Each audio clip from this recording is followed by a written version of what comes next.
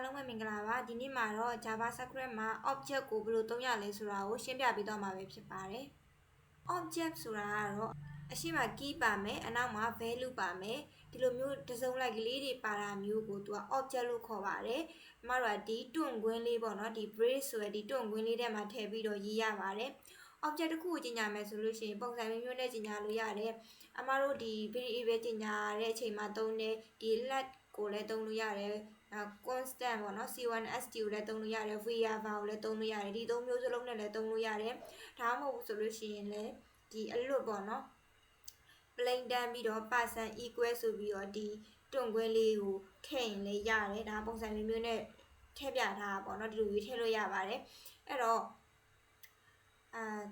သူကဒီ object အနေနဲ့ထည့်မယ်ဆိုလို့ရှိရင်အရှိမသူက key လို့မယ်အနောက်က value လို့မယ်အမှဒီမှာဆိုလို့ရှိရင် person ဆိုတဲ့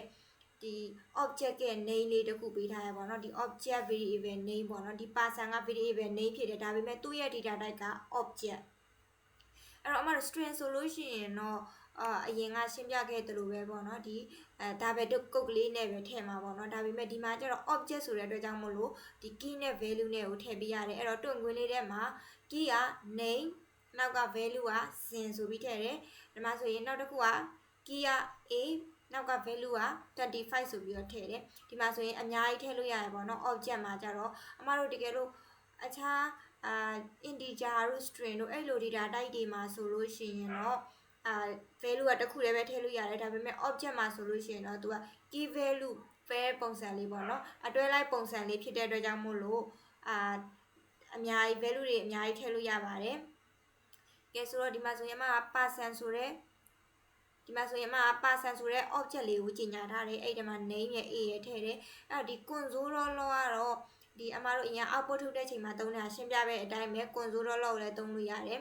အဲ့တော့ကကျတော့ document.write တို့ဘာလို့လည်းသုံးလို့ရတယ်ပေါ့နော်ဒီမှာတော့မှ console log ကိုသုံးပြထားတယ်ဒီ name ဆိုတာဒါတော့ကိုကြိုက်တာပေးလို့ရတယ်ဒီမှာဆိုရင် object မှာဆိုရင် print ထုတ်ခြင်းဘယ်လိုထုတ်လဲဆိုတော့ဒီမှာဆို person ဆိုပြီးတော့သူကတော့တန်းထုတ်တယ်ဆိုလို့ရှိရင်တော့ဒီလိုအစင်လိုက်ကြီးပေါ်လာမှာပေါ့နော်ဒါပေမဲ့အမတို့ကဒီ name တစ်ခုတည်းကိုပဲထုတ်ချင်တယ်ဒီစင်ဆိုတာလေးပဲမြင်ချင်တယ်ဆိုလို့ရှိရင်တော့ person.name ဆိုပြီးတော့ခေါ်လို့ရပါတယ်ခေါ်ပေးရတယ် age ကို25ကိုမြင်ချင်တယ်ဆိုရင် person.age ဆိုပြီးတော့ခေါ်ပေးရပါတယ်အဲ့တော့မှတ်ထားရမှာကဒီ JavaScript data type တွေထဲမှာရှိတဲ့ object ဆိုရင်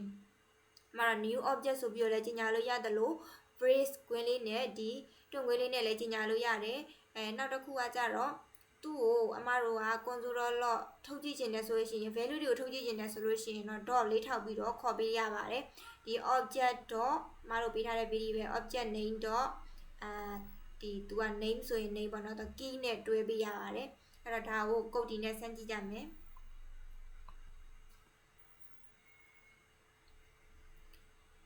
ဒီမှာဆိုရင်တော့ဒါကတော့အမ HTML ရဲ့ sample format ကိုမရေးပြတော့ဘူးအရှိ video ဒီမှာလည်းအများကြီးရေးပြပြီးသွားပြီအဲ့တော့ဒီမှာဆိုရင် JavaScript ကိုရေးမှာမို့လို့ JavaScript code ကိုရေးမှာမို့လို့အမတို့ဒီ script ဆိုတဲ့ tag လေးထဲမှာရေးတယ်ဒီမှာအမက my function ဆိုပြီးတော့ function တစ်ခုထည့်ထားတယ်ဒါ function ထည့်မယ်ဆိုရင် function ဆိုတော့ keyword လို့တယ်အခုအမဒီမှာ person ဆိုပြီးတော့ new object တစ်ခုတည်ဆောက်ထားတယ် object တစ်ခုဆောက်လိုက်တယ်အဲ့ပဲဒီ person ထဲမှာပဲ person.name နဲ့ကိုစဉ်ထည့်တယ် person.a တဲ့ကို25ထည့်တယ်အဲ့တော့အမတို့ဒါကို console မှာထုတ်ကြည့်မယ်ဒီ person.name ကိုမထုတ်သေးဘဲနဲ့အမတို့ဒီ person ဆိုပြီးတော့ပဲအရင်ထုတ်ကြည့်လိုက်မယ်ဒီ person ထဲမှာဘာရှိလဲဆိုတော့အရင်ထုတ်ကြည့်မယ်ပေါ့နော်မဒီ function ကိုတော့ဘယ်ချိန်မှာခေါ်လဲဆိုလို့ရှိရင်တော့ဒီ on click ပေါ့နော်ဒီ button လေးကို on click နှိပ်လိုက်တဲ့အချိန်မှာ function ကိုခေါ်ထားတယ်အဲ့တော့ဒီ file ကိုအမကအရင် run လိုက်မယ်အဲ့တော့ run လိုက်ပြီဆိုရင်ဒါအမခုရေးထားတဲ့ paragraph နဲ့ရေးထားတဲ့ test.gs object test.gs object ဆိုပြီးပေါ်မယ်ပြီးရင် button တစ်ခုဖြစ်တဲ့ show your info ဆိုပြီးတော့ပေါ်မယ်အဲ့တော့ဒီအမတို့ရဲ့ဒီ console log လေးကိုကြည့်ချင်တဲ့ချိန်မှာကျတော့ function ကိုခေါ်ဖို့လိုတယ်ဆိုတော့အမကဒီ on click ကိုနေဖို့လိုပါပေါ့နော်အဲ့တော့ console ကိုကြည့်ဖို့ဆိုရင် more 2တော့ကိုသွားရမယ်ပြီးရင် developer 2ဒီမှာ console ရပြီဆိုရင်အမက show your info နှိပ်လိုက်မယ်လက်တယ်ဆိုရင်အမ person တဲ့ကိုထည့်ထားတဲ့ name ရယ်ခဏက a ရယ်အမတို့ဒီ ဒီမှာပြထားသလိုပဲသူကအမကဒီလိုမျိုးတန်းထည့်တာမဟုတ်ဘဲနဲ့သူ့ကိုကြတော့တစ်ခုချင်းစီထည့်လိုက်တာဒီမှာကြတော့ sin is 25ဆိုပြီးထည့်လိုက်တာဒါကကြတော့ပုံစံတော့တစ်မျိုးနဲ့ထည့်ပြထားပါတော့ခုနကလိုမျိုးလည်းထည့်လို့ရပါတယ်အဲ့တော့အမကနေတစ်ခုတည်းကိုပဲကြည့်ကျင်တယ်ဆိုလို့ရှိရင်တော့ person.name ဆိုပြီးတော့ထည့်ပေးမယ်အဲ့တော့ person.name ကိုကြည့်ကျင်တယ်ဆိုလို့ရှိရင် person.name ကိုထည့်ပေးပြီးရင် save လိုက်မယ်ပြီးရင်သူ့ကို refresh တစ်ချက်လုပ်မယ်ပြီးရင်ပြန်ပြီးတော့ကလစ်လိုက်မယ်ဒါဆိုရင် person မှာ sin ဆိုတာလေးပဲ name ရဲ့ value ဒါကတော့ object 3 ပုံ 3 နည်းပဲဖြစ်ပါတယ်ဒီနားလည်မယ်လို့မျှော်လင့်ပါတယ်